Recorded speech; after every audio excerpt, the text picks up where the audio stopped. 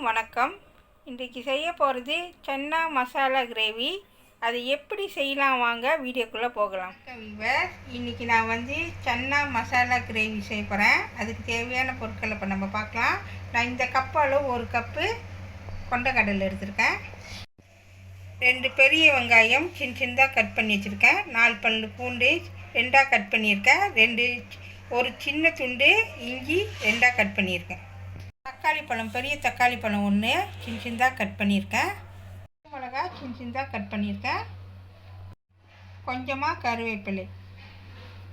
இது தாளிப்புக்கு ஒரு சின்ன துண்டு பட்டை, 3 கிராம்பு, 2 ஏலக்காய், 1/2 டீஸ்பூன் சோம்பு, 1 டீஸ்பூன் மஞ்சத்தூள், 2 டீஸ்பூன் சில்லி பவுடர், 1 டீஸ்பூன் சீரகத்தூள், 1 டீஸ்பூன் கரம் மசாலா, 2 டீஸ்பூன் மல்லித்தூள், உப்பு தேவையான அளவு, எண்ணெய் தேவையான அளவு.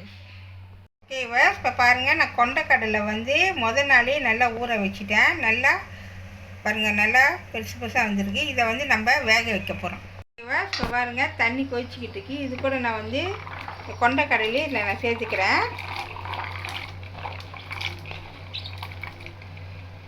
ஓகேவா, நான் இந்த கப் அளவு 2 கப்பு தண்ணி சேர்த்துருக்கேன். இப்போ இது கூட கொஞ்சமாக உப்பு சேர்க்க போகிறோம். ஓகேவா, இது கூட கொஞ்சமாக உப்பு சேர்த்துக்குவோம். சேர்த்துட்டு இப்போ நம்ம இதை மிக்ஸ் பண்ணிடுவோம். மிக்ஸ் பண்ணிவிட்டு இது நல்லா வேகணும். இப்போ நல்லா மூடி வச்சுருவோம். நல்லா வேகணும். இப்போ பாருங்கள், நல்லா வெந்துருச்சாலே நம்ம செக் பண்ணலாம். ஓகேவா, இப்போ பாருங்கள், நல்லா வெந்திருக்கோம். நம்ம கையில் தொட்டு பார்த்தாலே தெரியும். பாருங்கள், சூடாக இருக்குன்னு பார்த்துக்குங்க. இங்கே பாருங்கள், வெந்துருச்சு. எடுத்துடலாம். நான் ஒரு பேன் அடுப்பில் வச்சுருக்கேன். எண்ணெய் சேர்த்துக்குவோம். நான் இந்த கரண்டி அளவு 2 எண்ணெய் சேர்த்துருக்கேன். நான் 2 கரண்டி எண்ணெய் சேர்த்துருக்கேன். எண்ணெய் நல்லா சூடு ஏறட்டும். எண்ணெய் சூடு ஏறிச்சு. இப்போ நான் வெட்டி வச்ச 2 வெங்காயத்தை இதில் சேர்த்துக்குவோம். சேர்த்துட்டு முதல் வேக விடுங்க. இது இஞ்சியும் பூண்டு இதில் சேர்த்துருவோம். சேர்த்துட்டு நல்லா வேக விடுங்க. ஓகேவா, இப்போ நான் வேகட்டும். ஓகேவா, இப்போ பாருங்கள், நல்லா வெந்துக்கிட்டு இருக்கு. இது கூட நான் 1 டீஸ்பூன் மஞ்சள்தூள் சேர்த்துக்கிறேன்.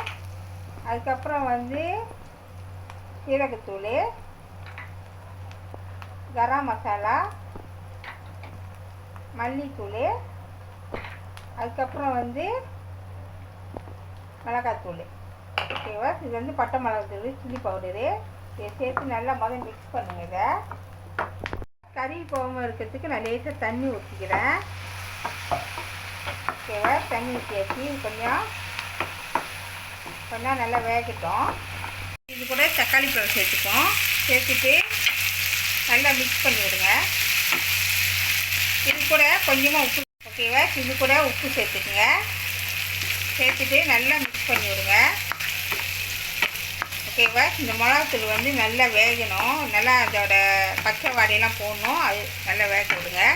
இப்போ பாருங்கள், பச்சை வாடையெல்லாம் போயிடுச்சு. இது கூட நான் 1/2 கிளாஸ் தண்ணி சேர்த்துக்கிறேன். ஏன்னா இதை நம்ம பிளெண்டர் பண்ண போகிறோம். அதுக்கு தான். ஓகேவா, இது நல்லா கொதி வரட்டும். இப்போ நல்லா கொதி வந்துடுச்சு. இதை நம்ம என்ன செய்ய போகிறோம்னா, அடுப்பை அவிச்சிட்டு இது நல்லா ஆற விட்டு இதை பிளெண்டர் பண்ண போகிறோம். இப்போ பாருங்கள், சூடு நல்லா ஆறிடுச்சு. இப்போ நம்ம பிளெண்டர் பண்ண போகிறோம். ஓகேவா, இதில் ஊற்றிட்டு நல்லா பிளெண்டர் பண்ண, நல்லா சூடு ஆற விடுங்க. ஆற விட்டுட்டு பிளெண்டர் பண்ணுங்கள்.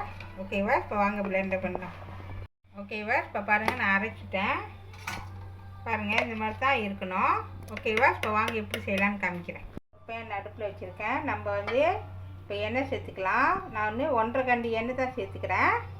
சேர்த்துட்டு இப்போ எண்ணெய் நல்லா சூடு ஏறட்டும். இப்போ நல்லா எண்ணெய் சூடு ஏறிச்சு. நம்ம பட்டை, சோம்பு, கிராம்பு ஒரு பிரியாணி இலை போட்டாச்சு. நல்லா பொரிக்கிட்டோம். இது க்ரீன் சில்லி சேர்த்துக்கலாம். சேர்த்துட்டு இது கூட நான் கொஞ்சமாக கருவேப்பிலை சேர்த்துக்கிறேன். ஓகேவா, இப்போ பாருங்கள், நல்லா வேகிட்டு கொஞ்ச நேரம். அதுக்குள்ளே நம்ம என்ன செய்வோம், நம்ம அரைச்சி வச்சு கலவி ஊற்றலாம். நம்ம இந்த அரைச்சி வச்சு கலவி ஊற்றலாம். ஓகேவா, இப்போ பாருங்கள், கொஞ்சம் தண்ணி ஊற்றி இந்த பிளெண்டரில் இருக்கிற கிரேவி இதில் சேர்த்துக்கிறேன். ஓகேவா, இப்போ இது நல்லா கிண்டி விடுங்க. இது கூட வந்து கொஞ்சமாக உப்பு சேர்த்துக்குங்க, பார்த்து போட்டுக்குங்க. போட்ட உப்புக்கும் பார்த்து போட்டுக்குங்க. ஓகேவா? இது நல்லா கொதி வரணும். ஓகேவா? இப்போ பாருங்கள், நல்லா கொதி வருது பாருங்கள். இது கூட நான் அவிச்சு வச்சு இந்த கொண்டக்கடலையே இதில் நான் சேர்த்துக்க போகிறேன். இந்த தண்ணியை வந்து ஊற்றிடாதீங்க கீழே, நல்லா இருக்கும் தண்ணி, சத்தான தண்ணி தான், இதுலேயே சேர்த்துக்குங்க.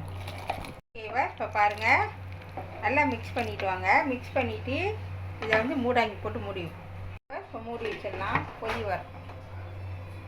இப்போ பாருங்கள், கொதிச்சிருச்சு பாருங்கள். இப்போ நான் இறக்கி காமிக்கிறேன் பாருங்கள், நல்லா திக்காக வந்துருச்சு. ஓகேவா? சென்னை மசாலா கிரேவி ரெடி ஆயிடுச்சு. நீங்களும் வீட்டில் ட்ரை பண்ணி பாருங்கள். இது ரொம்ப அந்த பூரிக்கு, சப்பாத்திக்கு எல்லாத்துக்கும் இது தொட்டு சாப்பிட்டு அவ்வளோ டேஸ்ட்டாக இருக்கும். நீங்களும் வீட்டில் ட்ரை பண்ணிட்டு எப்படி இருக்குது சொல்லி எனக்கு காமெண்ட் பண்ணுங்கள். ஓகேவா? இப்போ அடுப்பை வச்சிடலாம். சன்னா மசாலா கிரேவி ரெடி ஆயிடுச்சு. இதை கண்டிப்பாக வீட்டில் செஞ்சு பாருங்கள். இந்த வீடியோ பிடிச்சிச்சின்னா மறக்காமல் லைக் பண்ணுங்கள், ஷேர் பண்ணுங்கள், சப்ஸ்கிரைப் பண்ணுங்கள். பக்கத்தில் உள்ள பெல்லை கிளிக் பண்ணுங்கள். அடுத்த வீடியோ சந்திப்போம். நன்றி, வணக்கம்.